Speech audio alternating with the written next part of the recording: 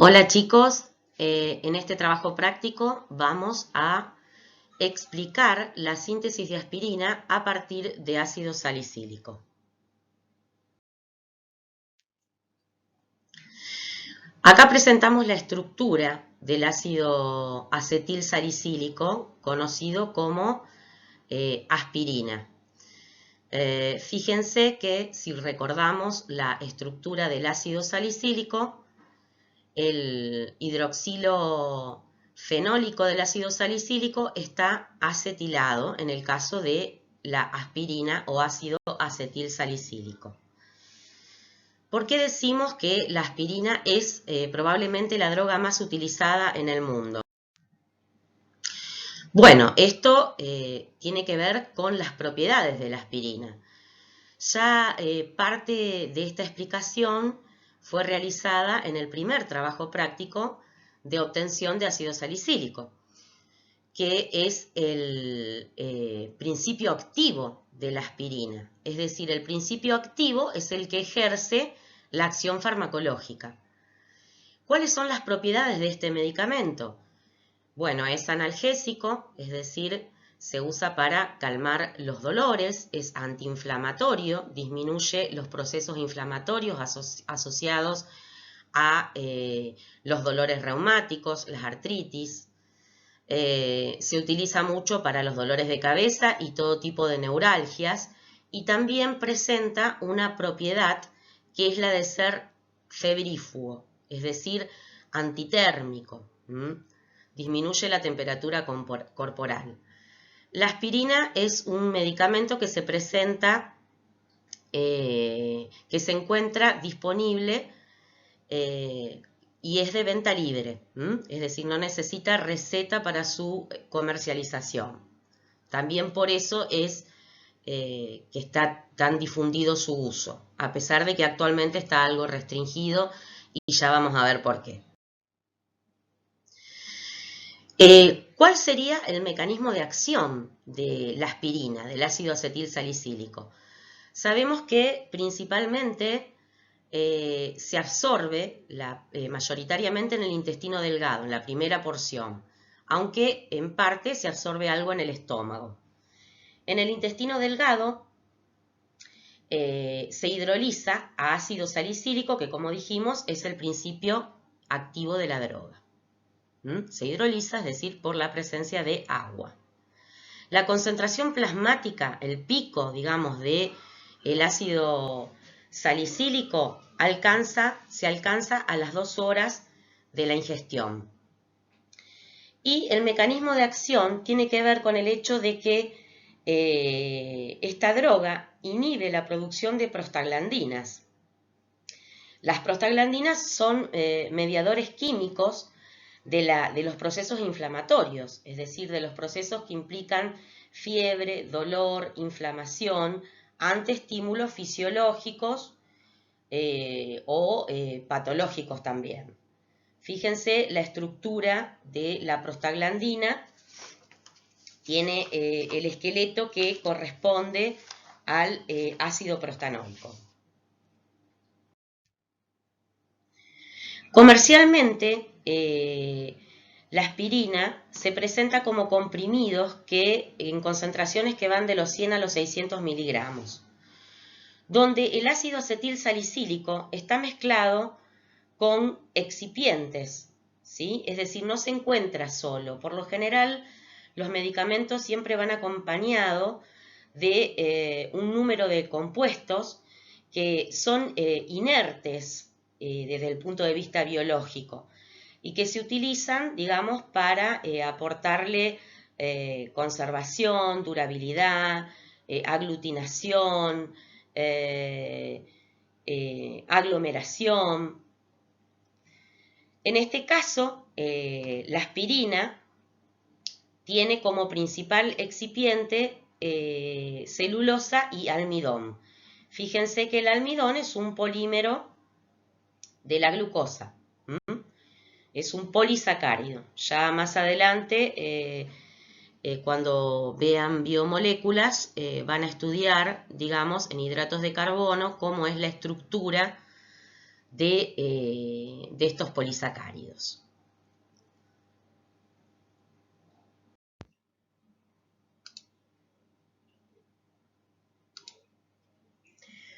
Para la síntesis de aspirina en el laboratorio, vamos a partir de ácido salicílico, que fue obtenido en el primer trabajo práctico, a partir de, digamos, los cristales de ácido salicílico que obtuvimos en el primer trabajo práctico.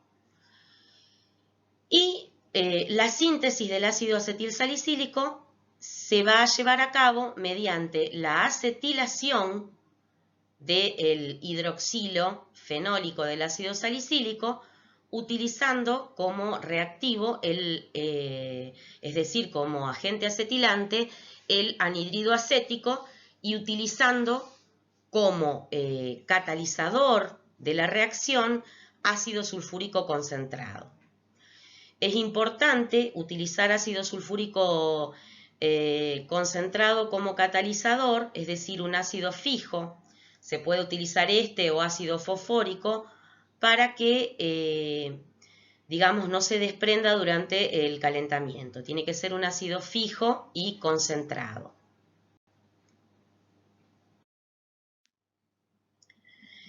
Durante la síntesis de la aspirina en el laboratorio, vamos a ver que, como el ácido salicílico presenta dos grupos funcionales, el grupo ácido carboxílico y el grupo hidroxilo fenólico, puede presentar tanto reacciones de ambos grupos funcionales, ¿sí?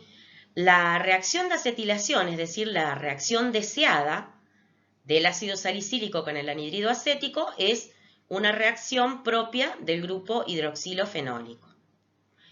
Pero también durante esta técnica puede presentarse como reacción secundaria la formación de un polímero que se produce entre el carboxilo de una molécula de ácido salicílico y el hidroxilo de otra molécula de ácido salicílico. Fíjense que la estructura de este polímero es de tipo poliéster, ¿sí? Ese polímero que se forma durante la síntesis de la aspirina es una reacción secundaria y por lo tanto actúa como impureza en esta síntesis. Por lo tanto, vamos a tener que eliminarlo, vamos a tener que purificar a la aspirina, separar de la posible formación de este polímero. Esta es una reacción secundaria, pero también es importante notar que en realidad el ácido salicílico sin reaccionar y el que pueda hidrolizarse a partir del producto es la impureza más común de esta reacción de síntesis de la aspirina en el laboratorio. Entonces, ¿cómo vamos a purificar? ¿Cuál es el fundamento de la purificación de la aspirina sintetizada por acetilación partiendo de anhidrido acético y ácido salicílico? Vamos a hacer reaccionar la aspirina, es decir, el ácido acetilsalicílico, con bicarbonato de sodio, ¿sí? ¿Para qué? Para formar una sal soluble en agua. Notemos que el ion acetilsalicilato de sodio aumenta mucho la solubilidad en agua con respecto a la solubilidad en agua del ácido acetilsalicílico, ¿sí? Entonces, la formación de este ion, ¿sí?, soluble en agua va a permitir separarlo del polímero, del poliéster que se pudo haber formado insoluble. Durante esta reacción, como se utilizó bicarbonato para este equilibrio ácido-base, se va a desprender dióxido de carbono, que lo vamos a evidenciar con un burbujeo en la solución. Luego de esta primera fase de la purificación de la aspirina sintetizada, si quisiéramos obtener una mayor pureza, puede realizarse la recristalización del ácido acetilsalicílico que ya vamos a ver con qué solvente lo realizaríamos, pero lo que sí tenemos que tener en claro es que nunca tenemos que realizar la recristalización utilizando agua como solvente para no provocar la hidrólisis del acetilsalicílico en caliente, con el agua en caliente.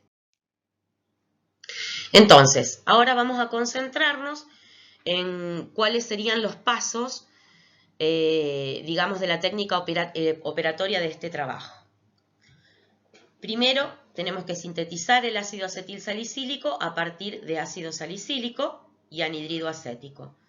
Purificar el producto bruto por recristalización de ser necesario. La técnica operatoria. Bueno, la primera etapa corresponde a la síntesis de la aspirina.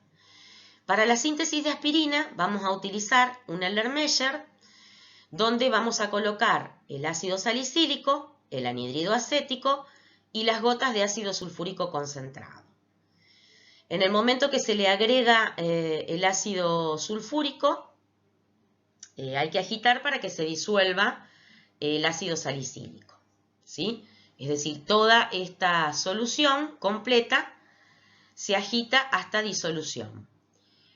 Luego se calienta utilizando una manta calefactora. Recordemos que no hacemos calentamientos a fuego directo. Y vamos a calentar en un baño de agua a 85-90 grados durante 10 minutos. Luego que transcurrió, digamos, el calentamiento en el cual se sintetizó a la aspirina, se va a enfriar primeramente a temperatura ambiente y luego en baño de hielo hasta observar la cristalización de la aspirina. De ser necesario de no cristalizar, como ya lo explicamos en prácticos anteriores, en experiencias anteriores, podemos facilitar la cristalización por el rascado sobre las paredes de vidrio del Erlenmeyer con una varilla de vidrio para favorecer los núcleos de cristalización. Al producto de síntesis se le agrega, una vez digamos que se produjo la cristalización de la aspirina, se le agrega agua bien fría, es importante que esté fría para no disolver los cristales, y en este paso lo que estamos haciendo es eliminar el anhidrido acético que, digamos, estaba en exceso con relación a la cantidad estequiométrica, ¿sí? Para recordar, digamos, se utiliza 3 veces la cantidad estequiométrica durante la síntesis de anhidrido acético. Por un lado, para acetilar completamente al ácido salicílico, ya que este es el reactivo limitante. Por otro lado, para aumentar la velocidad de la reacción, porque participa de la ecuación de la velocidad de la reacción. Y para desplazar el equilibrio de la síntesis hacia la derecha. Entonces, con el agregado de agua, en este paso de la técnica operatoria, estamos eliminando el exceso de anhidrido. Luego del agregado de agua, lo que vamos a hacer es filtrar esa solución a través de un embudo de Buchner y un matrasquitasato, efectuando una filtración al vacío y por succión para favorecer la separación. En este paso de la técnica, en la base de la placa criba del embudo de Buchner, vamos a tener a la aspirina bruta, a la cual posteriormente la vamos a someter a los pasos siguientes de purificación. Lo que se puede hacer acá para ensayar, digamos, el grado de avance de la técnica, podemos reservarnos unos cristalitos de la aspirina bruta para realizar el ensayo con cloruro férrico. Recordemos que el hierro 3 del cloruro férrico reacciona con los grupos enoles que están presentes en el salicílico y no en el acetilsalicílico, dando una coloración azul violeta indicando la presencia de ácido salicílico, en este caso como impureza. Bueno, esta diapositiva muestra las cantidades y los tiempos de reacción del esquema que vimos en la diapositiva anterior.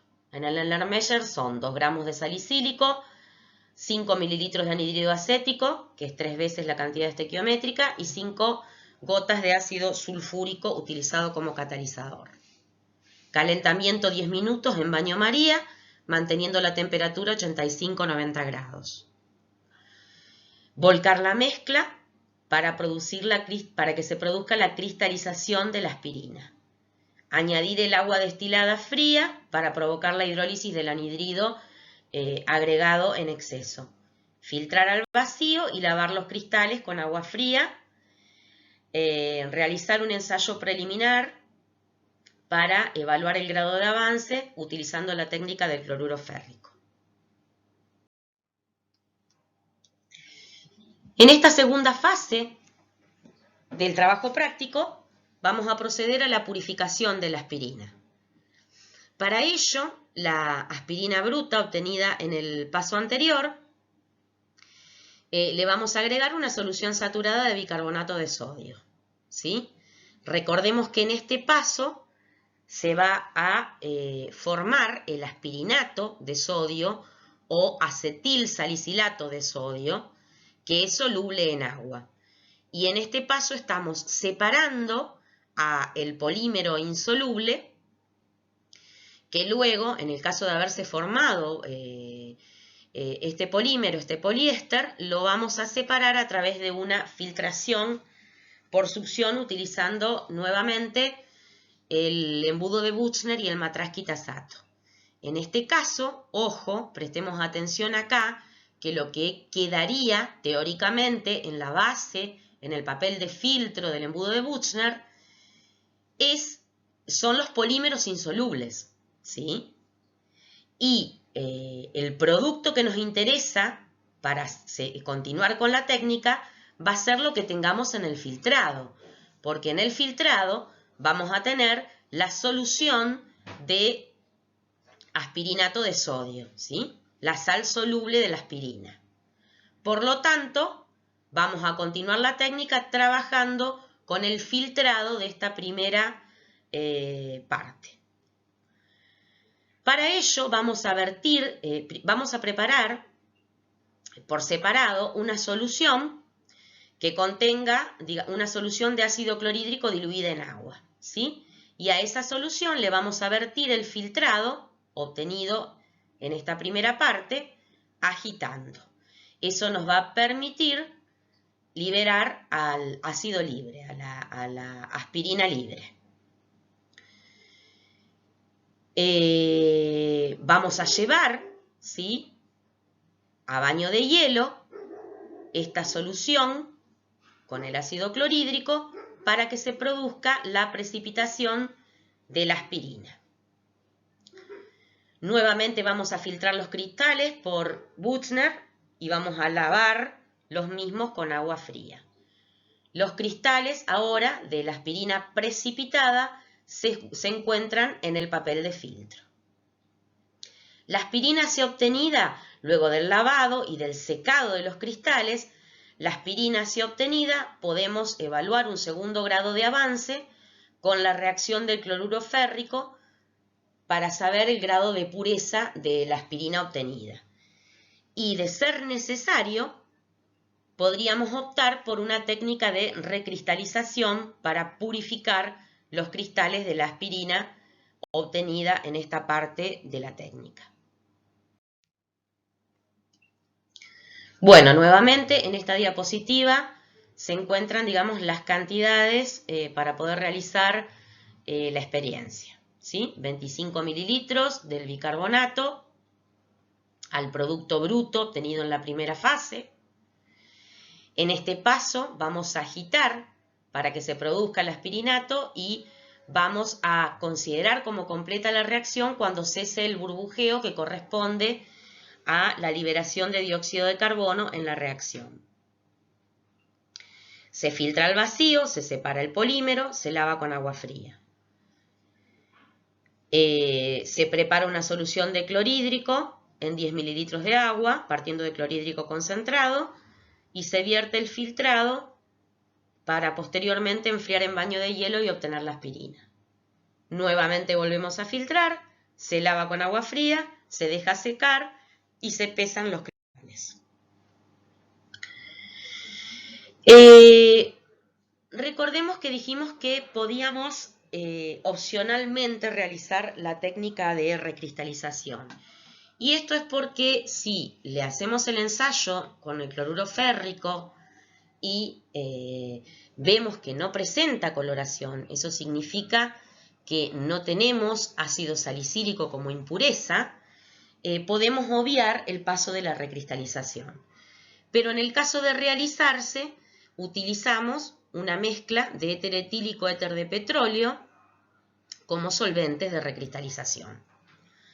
Digamos, no utilizamos agua para no hidrolizar la aspirina.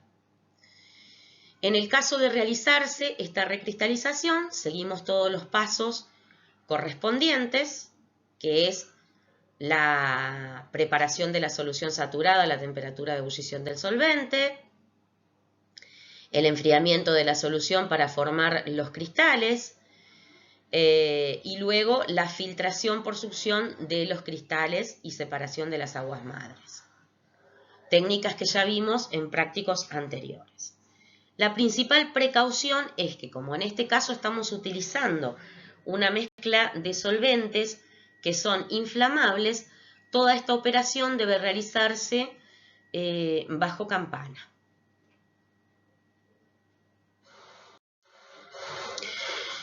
Para poder calcular el rendimiento porcentual en esta técnica operatoria de síntesis, deberíamos tener el peso de la aspirina más el papel de filtro, menos el peso del papel de filtro, el cual lo deberíamos haber pesado antes, digamos, de filtrar, dividido la cantidad por 100, es decir, una fórmula porcentual de rendimiento. Recordemos que siempre que calculamos un rendimiento debemos tener los cristales completamente secos. Para ello tenemos que pesarlos y hasta pesada constante consideramos que estos cristales se encuentran secos como para calcular un rendimiento. Otra forma de comprobar la pureza de la aspirina, ya la habíamos visto en las técnicas de purificación de compuestos sólidos. Una de las técnicas es la determinación del punto de fusión de la aspirina, ¿sí? El punto de fusión de la aspirina pura oscila en un rango que va de los 137 a los 138 grados. Para realizar la determinación del punto de fusión utilizamos el método capilar, utilizando el aparato de Bucci que tenemos disponibles en el Laboratorio de Química Orgánica de la Facultad. Recordemos que tenemos que cerrar el extremo del capilar, tener el sólido finamente dividido, cargar el capilar, compactar 1 o 2 centímetros de muestra y colocar el capilar en el interior del baño siliconado que presenta el aparato. Otra manera de comprobar los compuestos sólidos, recordemos que puede ser el poner de manifiesto un determinado grupo funcional que puede estar presente en el compuesto de síntesis o en la impureza que se encuentra acompañando al producto de síntesis. En este caso habíamos visto que la principal impureza en la obtención del ácido acetil salicílico es el ácido salicílico. Y como el ácido salicílico tiene grupo enol, podemos comparar en los distintos pasos, como fuimos aclarando en la explicación, podemos realizar entonces el ensayo del cloruro férrico antes de la purificación y después de la purificación. Antes de la purificación, si se encuentra como impureza el ácido salicílico, va a dar una coloración violeta correspondiente a la reacción del grupo enol con el hierro 3 del reactivo. Posteriormente a la purificación, si el procedimiento fue exitoso y lo que tengo son los cristales de ácido acetil salicílico purificados, ya no voy a tener la presencia de grupo enol en mi producto purificado, porque el grupo hidroxilo del ácido salicílico está bloqueado por el grupo acetilo. Y por lo tanto, en este caso, la reacción con el cloruro férrico es negativa y lo que se observa es el color amarillo del reactivo, sin cambio. Esto también se puede hacer comparando, digamos, con patrones de distintos compuestos fenólicos que puedan encontrarse a disposición en el laboratorio de química orgánica. Otra prueba que podemos realizar en este trabajo práctico es hacer un ensayo comparativo entre comprimidos comerciales de aspirina y la aspirina que sintetizamos nosotros en el laboratorio. Esto nos permite verificar, por ejemplo, la presencia de excipientes como el almidón que se van a encontrar en los comprimidos comerciales, pero no van a estar presentes en la aspirina sintetizada en nuestro laboratorio. Para este ensayo lo que se hace es disolver un comprimido de aspirina comercial en 2 mililitros de agua caliente, hacer lo propio con la aspirina obtenida por nosotros en el laboratorio y agregamos gotas de solución de yodo. Observamos la coloración. En el caso de la aspirina comercial vamos a ver una coloración azul-violeta que corresponde al complejo formado por la amilopectina, que es la fracción soluble del almidón que se encuentra como aglutinante, como aglomerante en la aspirina comercial. En realidad no el almidón, sino la fracción, como dijimos, de la amilopectina, que es la fracción soluble del almidón que adopta, como habrán visto en los gráficos de la guía de trabajos prácticos correspondiente, adopta una disposición helicoidal en la cual, digamos, las moléculas de yodo se sitúan en el canal de esa hélice y forman esta coloración que observamos en la foto de la diapositiva. En cambio, en el caso de la aspirina sintetizada por nosotros, como no tiene almidón utilizado como aglomerante, vamos a observar el color de la solución de yodo utilizada. Bueno, chicos, hemos llegado a la finalización de la técnica operatoria de la síntesis de aspirina y su purificación. Vieron que no es una técnica muy complicada porque utilizamos metodologías que ya hemos visto en otros trabajos prácticos. No se olviden de estudiar las guías y los complementos y el material audiovisual disponible en los entornos virtuales de la asignatura. Las dudas acerca de mecanismos de reacción y los cuestionarios de los trabajos prácticos las abordaremos en el encuentro semanal. Hasta la próxima.